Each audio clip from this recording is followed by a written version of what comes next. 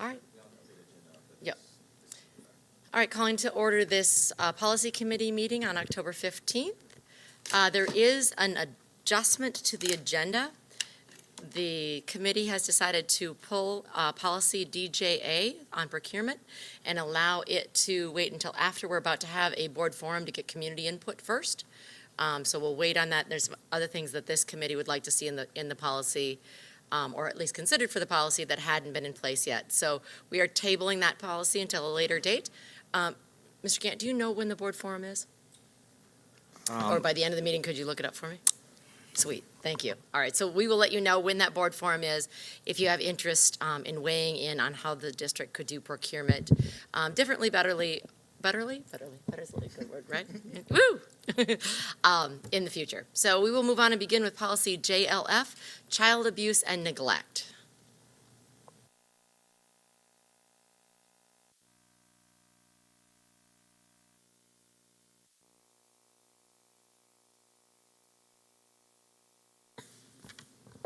Good afternoon, James Torrance, Staff Specialist for Strategy and Compliance. Good afternoon. Oops, turn on. Good afternoon, Jerome Jones, Director of Labor Relations. Just to give you background, this policy details our reporting requirements for persons suspected of child abuse. That includes external parties as well as our internal staff. We also worked with the Offices of Related Services and Labor Relations on the revisions to this policy, especially since often it is social workers that are reporting as well as their teachers. So we just wanted to make sure it was realistic. The current policy requires that board employees and service providers, if they have a reason for actually suspecting child abuse, must report. That is a requirement by not only the law, but also by board policy. We also talk about good faith reports, make sure that if it may be a suspicion, but do you have a good faith belief that it is actually occurring. And we also delineate the penalties by state law for if there's a failure to report and what we impose if you don't. And then we talk about all the records and reports concerning child abuse and neglect. So, James, a question that I had around this topic, whether in the regulations or not, does this apply to contractual employees as well, or only employees who are our primary employee? So we changed the definition to add temporary because temporary can be assumed as a contractual employee, and we also include the Board of School Commissioners too. Yeah. And the big update the big update we did in this policy is the original iteration of this policy lumped all folks together. In looking at this, we separated from external parents or ex-guardians and employees because social workers tend to handle more of the external folks, whereas we are specifically asking that the principal, that the administrator in the building take control of gathering information and reporting for employees. There are two big reasons for that, is that you really need to get as much information as quickly as possible when things first happen, especially if you're getting statements from kids. You have to get those right away because asking them after CPS gets involved 60 days later, you're not going to get a good statement. And what we have found that principals, once they should be in knowing who is being alleged to have engaged in child inappropriate, because if CPS takes that case, we have to remove that employee from the building. And quite frankly, the more information we have to give CPS, the quicker they can make a determination. And the better the information we have, once they make a determination, it then goes to our own staff investigations.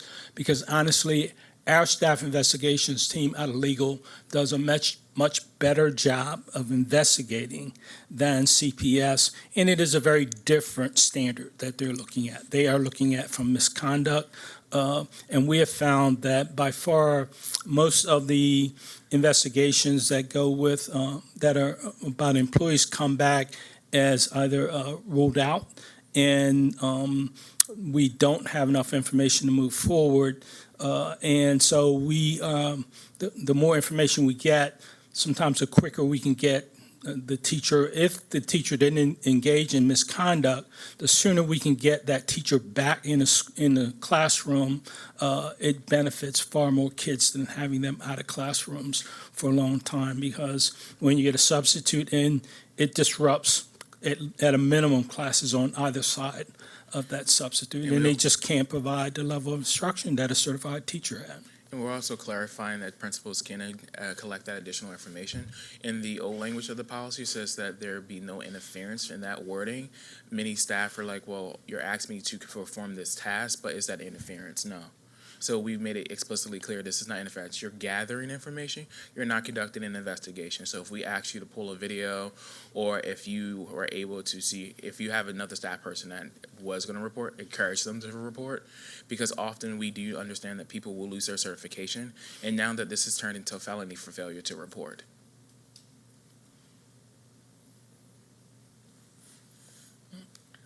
Going back to the definition, as you can see, we do involve part-time and full-time, and then or temporary. So we make sure that we include temporary employees into the definition of of employees. Yeah, and just for clarification, when I read that, I think like substitute or guest. I don't think contractual. So, and throughout, we might want to clarify the role of the primary employer. I'm thinking like our paraprofessionals that are specifically working with our students with disabilities, and many of our bus drivers that aren't on our payroll, but we contract with another company to, so just to make sure that nothing falls through the cracks, and who's responsible for checking, as well as, to protect us if it's in fact their responsibility. That is very, very clearly explicit in our policy, that if you work for,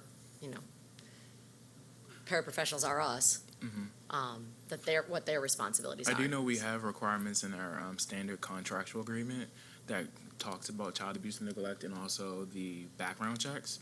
So I can just cross-reference. Yeah, if it's cross-referenced, that's perfect. I would just hate to have us get in a spot where other people read it like I did, that temporary is substitutes.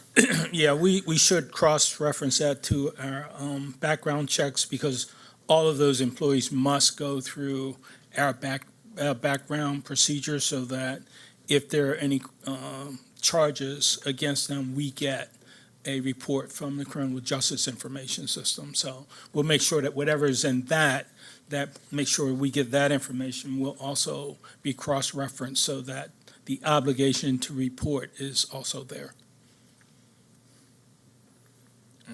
Also, everything that Jerome just said, we also had the additional requirement early on that says the additional employees, because there are instances where both two persons have seen or witnessed something, may not believe that it's child abuse, but just the absence of you not doing it and you have first-hand knowledge can risk a person's actual certification or even jail time. So we want to encourage employees to actually report, because if there were to come back in that you were mentioned in the actual report and that you did not report, you will lose your certificate and also face a felony.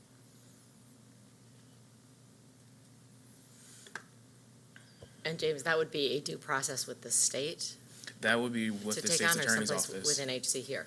not us. That would be the No, state's state's attorney's attorney. If it goes to the state's attorney, if the charge is there, then we have to, Human Capital, along with the Office of Legal Counsel, we have to petition to the superintendent to revoke the certification of a teacher if they fail to report.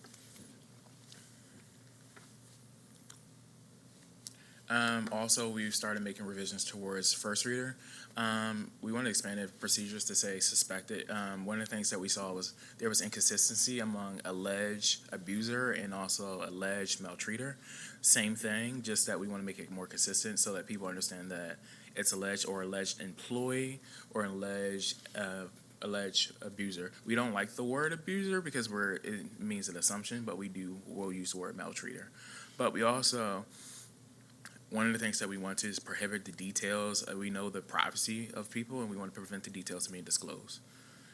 Also, we don't want to alert a person who's potentially been suspected of child abuse of more details than we need to. Also, we want to make sure that the school administrator can get additional information for an informed report. Often, if you saw the link, the report goes to a state-mandated report where you fill it out and you can email it and send it in. or you can call it in. We encourage to do both, but you also can add an addendum to it, which is more detailed. And you can actually specify the things that they should look at when they come in to do their actual report, their actual investigation. So most teachers will know that they're mandatory reporters through their preparation. This punitive potential to lose your license if you don't say something is restricted only to child abuse suspected by another employee, or does it also extend to Parents any as of your mandatory It- reporting it- requirements? Yeah, it extends to parents and guardians of students also. Okay, in here, a few places it reads as if it's, I didn't report the teacher next door to me for doing something or allegedly. So maybe just really specify that clearly. Thanks.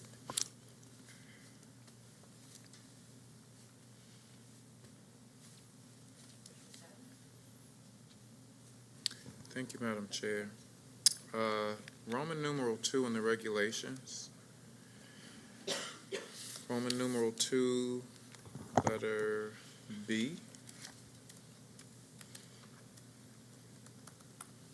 I think this is the investigations and procedures for questioning on school premises.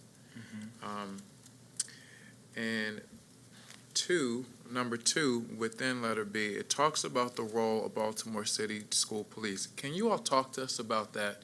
What is city schools, what is our police's role in this process? Because it's, from what this says, it seems as if, the way I'm reading it, that city schools police are pretty much hands-off, and it goes to, I guess, DSS or Baltimore City Police.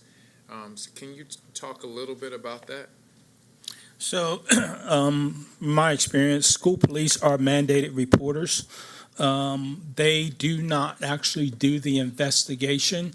They will hand it off to the child abuse unit, and if it involves a sexual crime, sexual abuse unit. So as far as investigation, they do fill out a report. They are required to report, but the actual investigation, city schools police does not do an investigation. They will fill out their own reports and give folks what's called a 309 form, which if it goes to a criminal, gives them the number of what they could take to the commissioner if someone wanted to fill out a charge against a person. But they are not the investigators of child abuse. They more akin to a teacher or a principal in that they're required to report but not do the investigation. So why is it that we're not able to do that investigation? City schools police, is it a state statute, or is it something legal? Do we not have the human resource ability to do that? Well, I don't know whether it's a statute, but they don't even do the investigation once CPS is done. We have our internal investigations team, which is housed in the Office of Legal Counsel, that does the investigation. But they do turn it over to those folks in city police who are charged with investigating all incidences of allegations of child abuse or neglect. We can find out the exact legal But, frame of where that comes from, but that's just a separation of the jurisdiction for that is with the city police. And no risks, is that it too? You thinking it could be a risk for us to do our own?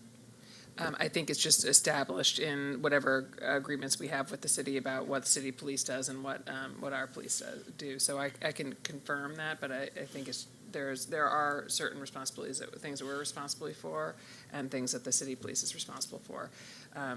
So I don't know the legislative origin of that, but we can certainly follow up and find that out for you. I appreciate that. I know the relationship that our students have with our school police. Because this seems like if you're going through this investigation and I'm a kid and it is interrupting the normalcy of my day anyway, I would want to have folks around that perhaps I trust or have some sort of relationship and rapport with. And I know that City Schools Police has pretty much established that. In addition to, I'm just thinking about putting a kid in a room, right, and they're being investigated by someone who they don't know and they're not familiar with. So that's really why I was asking about school police's role. Yeah, and we've also heard about the extensive additional training above and beyond police officer training that our officers get in de-escalation and special education needs, and Implicit so one would bias. think that they'd be more ready to deal with young people Yeah. in crisis. I would say that in most cases, when someone comes into a school to interview a student, it is a social worker and not necessarily the police.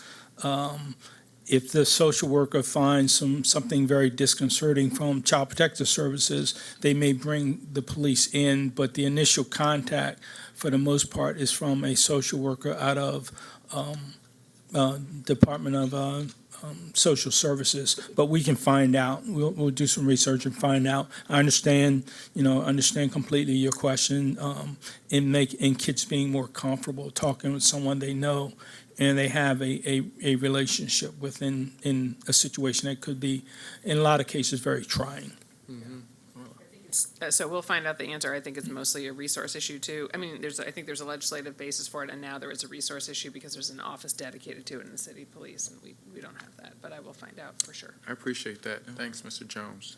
And I would think the same would apply to social workers, though, rather than having an external person come in if possible, now that we have, a substantial quantity of social workers in buildings. So- If it's the social worker from some other organization, or if it's our people, that at least have first conversations. So we would look into that because of Comar allows us to be present for interviews. So when they come on school grounds, we're allowed to be present. So we can say in our policy who can be present, but we will just have to check with them to be if that's fine. Because we understand that they're conducting their investigation. We don't want to impede it, but we can be present during an interview with a student on our grounds. Yeah, and maybe even just making sure that students understand they can request to have someone present with them. Thank you. 4E in that same Roman numeral. 4 is, and still in Roman numeral 2, letter B. This is number 4. I'm on page 6. And number 4 is, upon receiving a request for child abuse or neglect-related questioning on school premises, the principal designee should, all of those letters, I'm on letter E, where it says, use routine school procedures to retrieve the student or students from class with sensitivity to the confidentiality of the issue. Should we specify that process there, or are we just assuming that every school has developed a culture for perhaps removing students for reasons similar to this? It just says use routine school procedures to retrieve students from class with sensitivity to the confidentiality of the issue. We have a tool called Handle with Care, where if something external happens outside of our building, in a home, we'll get a message from the law enforcement. They'll then relate it to our offices, and then we'll send a message to staff at the school and say, please handle this child with care. So I'm wondering if we have something that's set up for when we have this and thinking deeper about it. So this is something that we can talk with the social workers, because they're usually the people who help with this conversation, especially in these instances. So they may have a standard that they have trained their staff more directly. So when I read that, I read it more as if the policy is, Ms. Perkins-Cohn, can you send Ronald McFadden to the office? Then that's the same policy or the practice that would get used for this, so that it's not something special and something different, so that it doesn't alert peers to, Mr. Gant came to Miss Cohn's room to get Ronald something else, So I looked at it much more as just what you always do, just do that. Which I see some benefit there, but I also see benefit to having that caring response, so. So I think that becomes an So implementation. we'll ask issue. deeply about what does that look like, because they often do it. So if it's somewhere where we can articulate that process in a efficient way in the document, then we'll work on it. I appreciate that. I'm also taking into consideration the child, the student, and how they are going to be impacted by all of this happening, in their reporting. So to Dr. James Hassan's point, I appreciate that. But you just never know what is happening from building to building. It could be Yeah. something very traumatic in one, and then another school, can handle it a completely different way. So that's just a thought for me. And then, two more brief questions. Letter E, I'm on page 7 now, in training for employees and service providers. There is an option for employees after December to receive online training. So my question is all of the training done online, or is it required for the social worker or for a social worker or for whoever is trained to deliver this training to do that in person, or can we perhaps be more efficient in progressing in the digital age to have all of this digital, the training digital? Mine is digital. And if we have questions, we have social workers on hand that we can converse with throughout the day. But most of the training is offered online. And I'm thinking about teachers and staff who, oh my God, I have to sit through another, training when online or digital platforms can allow a bit more flexibility and attention to something like this if it is on a digital platform. So I know that if it's after December that, this is number 2, C. During each training session, all attendees are required, yes. So I'm just curious if it can be all digital. Okay. I do know that at the beginning of the year, when teachers report prior to students, social workers in each building do put on training as to what the requirements are. But And then we train social workers. we prior do to- also know that teachers do come on board after that training has happened. So there needs to be a consistent process to make Sure. sure they get the same message. Yep, and if it's done digitally and there are questions, the social worker should be able, if they're trained, directly to be able to respond. Thank you for that. And then finally, what is the process? I know this is primarily about employees, but what is the process for students to report? Like if a student suspects neglect or abuse, what is the process for them to report? Will we address this here, or will we address it in the student section of our policies? Well, I can't, if a student reports to their principal that an adult in the school actually grabbed them or abused them, or someone else, then that principal has an obligation to use this process, they have to call it in, they have to gather the information, they have to call it in, they have to, as much information. So once the student makes an adult aware that someone has been, a child has been abused, that adult is required to report based on what's in here. Can we specify that in Roman numeral 2? If a student reports it. Mm-hmm. Yeah, And what the action of the employee, just like Mr. Jones yeah. just. You have what to, would be the and we may, response? as maybe as simple as you have to assume that that is a credible allegation, and it has to be treated as such with following the procedures outlined here.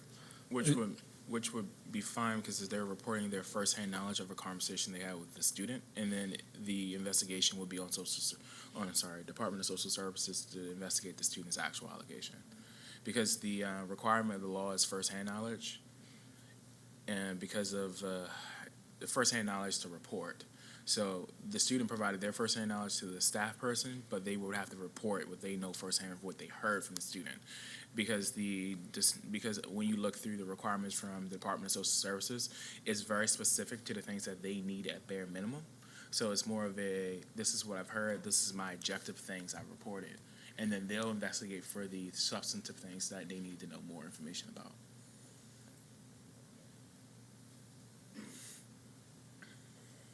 Thank you. Hi, guys. So you said it's first-hand knowledge, like that's the law. So is there a way that, because when I look at it, if I have a friend that I want to, help out because they're in a certain situation, in my opinion, I feel like that's a lot of channels to go through, because if I'm going through a principal And then after that, since I'm the first-hand person by law, I have to talk with authority. So is there a way that maybe there could be, I don't know, a form or something that a student can fill out, and that way that can get submitted to someone with, authority or something like that, where in a sense that way it's not, oh, I have to go to you, and then after I go to you, I have to go to someone else. Because I just feel like that would be a lot for a student, and it would be a lot for them because they're not going through it, it's their friend. So it's just like a lot. Is there, you don't have to answer this, but like, is there a way that we could, make it easier for the student, I guess? Because to me, maybe I'm crazy, but it just seems like a lot of channels to go through. We would definitely have to look into that with legal counsel because of the reporting requirement is through the form that the Department of Social Services provides. The other thing is that the principal can have you write a statement too and submit it with their actual report. So it's more of like clarifying with our staff owners because it's on us to protect you as well because your identity has to be anonymous for this reporting. So it's more of us creating a barrier to protect you as well. So we need to maybe outline a little bit more of the minutiae on that in the actual draft. And I think that would be a better way to appropriately adjust it, to say that if a student comes with you with firsthand knowledge, you will collect a statement from said student as well as submit your report to the Department of Social Services. That way they know who to come to because one of the things we want to make sure is that your identity is protected as well for reporting because with child abuse and neglect reports, it can also endanger the person making the report. So with that, are there any protections in place? I'm not saying this policy, so it might be another crosswalk to another policy to protect the accused until the charges are substantiated. An expectation for confidentiality. So for the person accused, what typically happens is once we get notification and the documents are sent to my office and also to staff investigations, if CPS takes the case, then we notify, meaning Labor Relations would notify the employee to come in, and we would put them on leave with pay pending investigation by Child Protective Services. That information does not go out to, the principal has to know that the person's on leave with pay, and that's all that we say at that time, because my experience has been that in more situations than not, the allegations made against employees are not substantiated to the point that we take either an administrative action. Very, very few cases ever go to the point where Child Protective Services finds a person substantiated for child abuse and it stands. The local departments often say it's child abuse. It gets appealed to the Office of Administrative Hearings, and very, very often it is overturned at that. But we do take action in regards to misconduct in cases where we would take an administrative action against a person. But we try to protect people's identity who are, there's an allegation, and through all investigation, it turns out that nothing occurred. We would not put those documents in their personnel file. What about notification to parents or guardians? So Teacher McFadden comes to tell Principal Brooks that he thinks something's going on with some student, with another teacher, with a faculty member. Do parents get a call that day? If so, do they get the opportunity to know who the see where I'm going here? Yeah, so on the report that we provide, the child that's abused is noted, and also the alleged abuser is noted on the file. Principals will meet with the parents, and generally the parents will know because it's either the student indicated it or through some of the source, the parents may know who the allegation is against. And at that point, we say we have a process that is run through the Office of Human Capital, and we are going to make sure that we protect our students while we do a thorough investigation. So, Our notification doesn't, the notification lies with the Department of Social Services and the law enforcement. We're only supposed to provide a safe environment for the student or the person who's alleged to be abused. So those parties will do the notification to parents, whether it's a staff person or if it's a external person to the building. So it could potentially be days to weeks between an allegation of my child being abused and me being informed of that. Correct? Is that what I'm hearing? no. No. No. Because when you call it in, there's, especially if there's something that's in like a immediate welfare of a student, there's going to be some social worker A quick popping response at your door for Okay. police. And officer. I've not been involved with the CPS here to know what their response time is. Yeah, if there is, and the social worker comes out from Child Protective Services, they'll interview the student. And often they have a right to come into school and interview the student prior to, we don't have to wait, by law, they don't have to wait for the parent to be notified. They get to interview the student right away. But the parents generally know within a day or so that there's an allegation that their kid was touched or inappropriately. Perhaps in the regs then, we want to make a statement that will make every effort to communicate in a timely manner with parents or something, just so that, well, I thought DSS was going to do it. Well, the school's going to do it. Well, it was a non-priority or, I agree with you. I think having clarity to make sure that the parent is notified in a certain period of time, so I think the question is who's going to do that. So I just think we need to. Right now in Colmar requires that those agencies do it and not us because of Okay. because the way it's written is that they're the primary investigators. We're just here to assist once a report is made. And there's also the issue of safety as well when you make these reports.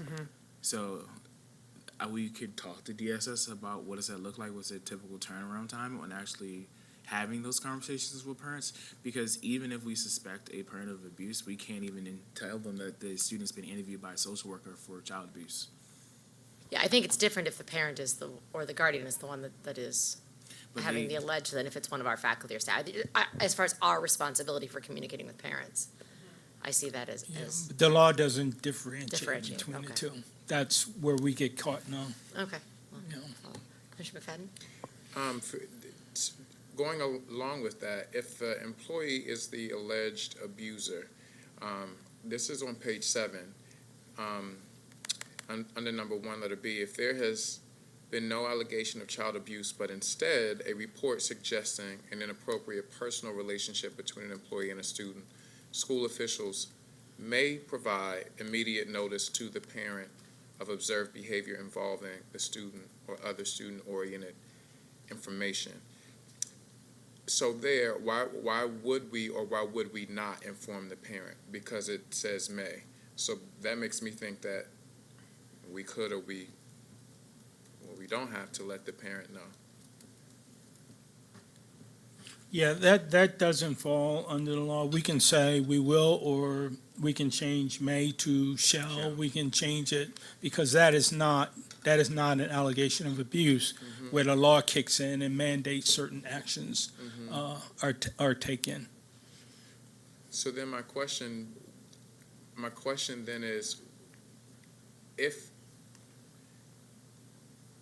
a report that suggests inappropriate personal relationship, so is there another investigation that we would then do internally? Yes, if it is alleged as inappropriate relationship, it's not a Child Protective Services, that would be referred upstairs to staff investigations to do an internal investigation to determine the level. An example is if a teacher comes too personally involved with a family and may have crossed the line in terms of their relationship. So we can say that we think that the relationship is inappropriate. So it's not child abuse, but it's basically you're interfering or you may have interfered in some type of parenting act.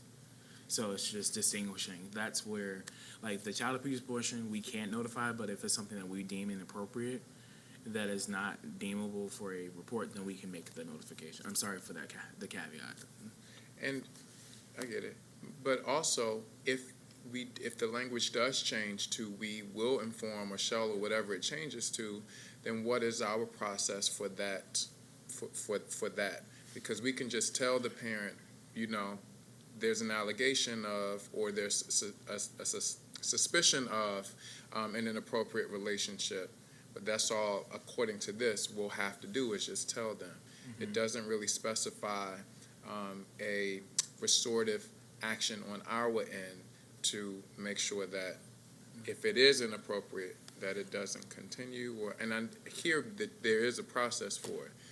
But the way that it reads to me is that we just notify the parent, maybe, and It may be something that we would have to have labor relations handle because of the privacy. So, like, it might be something that's coaching for a principal to have a conversation with parents, because if it's a personnel action, we can't really say much. It gets that fine line where you have an ongoing investigation, and so you want that investigation to proceed as best as possible without others interfering. But you also have to recognize if there is an inappropriate relationship between an adult and a student, then the parent really should know as much as possible. So we have to think through the various scenarios that we see and how best to arm principals with having discussions that we are able to assure the parents that we're taking care, that we take these things very seriously and we're taking care of their children, and also conduct a thorough investigation to make sure that we deal with it appropriately. Yeah, so in that same vein, I'm just trying to get clear about what kinds of relationships have we seen that would not warrant sort of an investigation, but would be deemed as inappropriate relationships if it's with an adult and a student? An adult might buy a student a gift. We've seen that before, or having conversations with students on subjects that would best be handled by parents. So or dealing with certain discussions on social media are a big concern. It's one of the things that we see now. And so we have to make adults aware that social media is great, it does a lot of things, but you also have to be very aware of the the ways that you engage with students on social media. Like GroupMe. I've seen teachers use GroupMe to communicate with their class on assignments, and it can easily become inappropriate if students start using that GroupMe inappropriately, and the adults not technically step in and say to create those boundaries for that. So we would have to let them know. So that's interesting, another point in terms of use of technology and how we leverage that, because I think that would be great. But again, like, how do we monitor and create a space for that?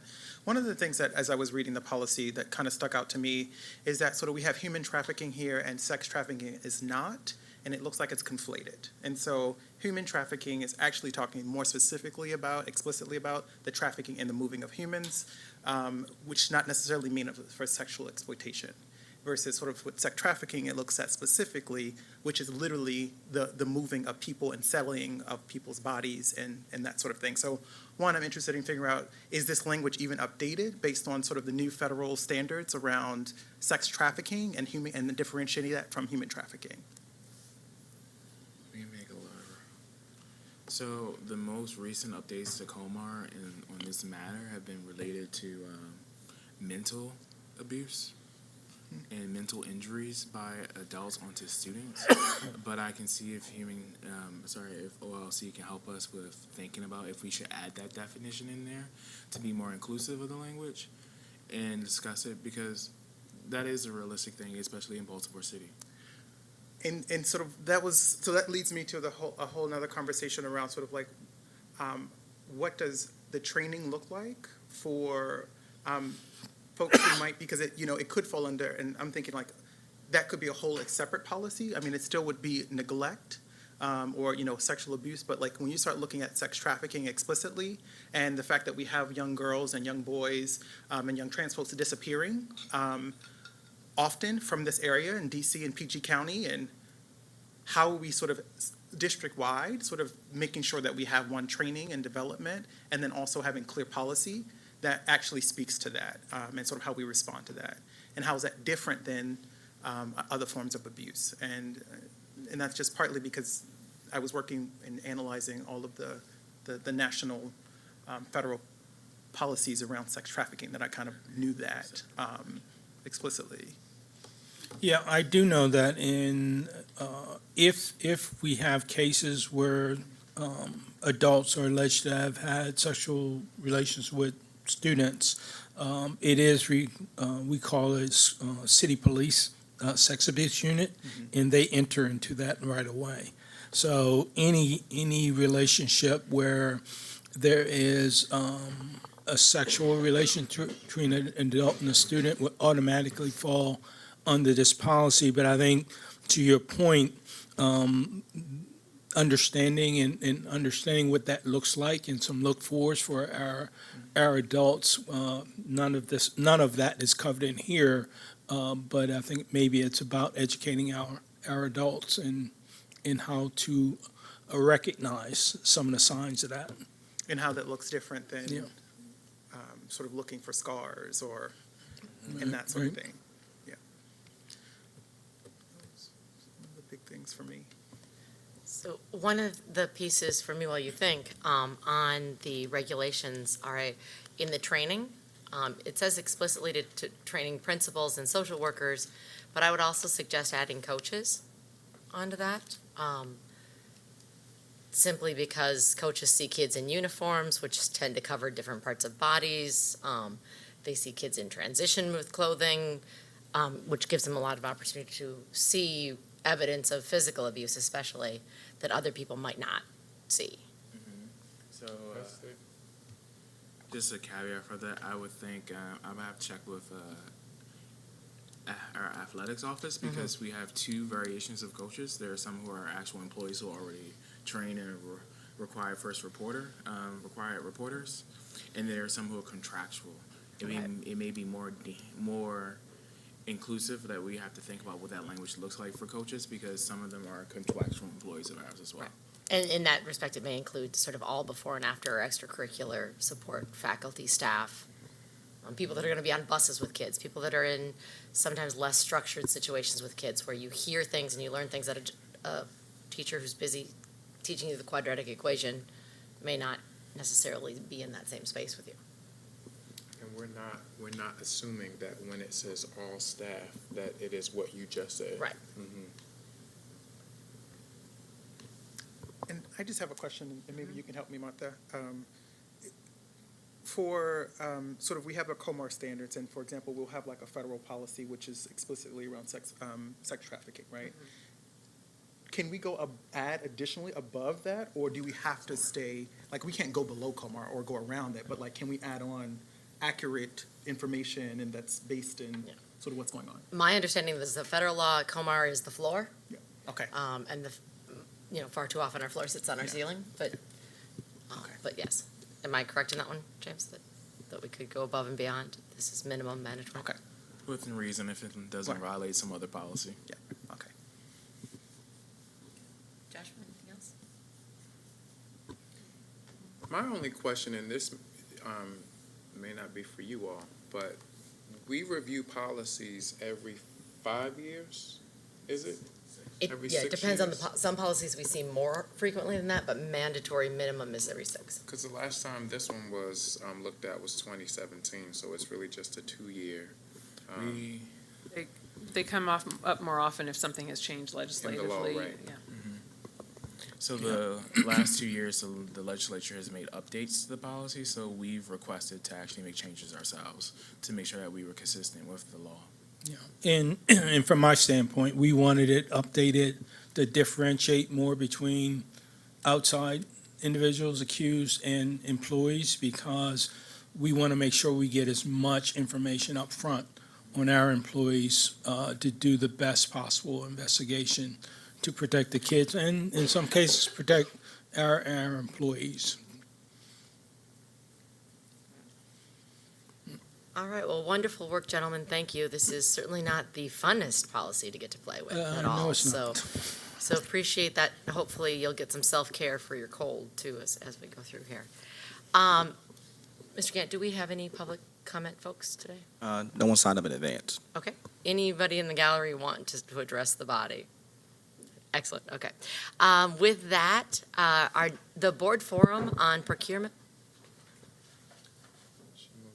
The board forum on procurement, which is policy DJA, will be on December 12th at 6 p.m. in this room. Encourage social studies teachers, economics teachers, talk to your students about this, have them come with us. Anybody who is interested in ensuring that we have minority and women business representatives. We have some opportunities for growth with procurement, for looking at how we do it differently. We'd love to get the community's input on that. So if you know of someone or have ideas yourself, please join us on December 6th or 12th at 6 p.m. Otherwise, our next meeting of the Policy Committee is November 19th in this room from 3:30 to 5:30, where we will talk about policy JFE, homeless students. All right, with that, we are adjourned at 4:18 p.m. Thank you.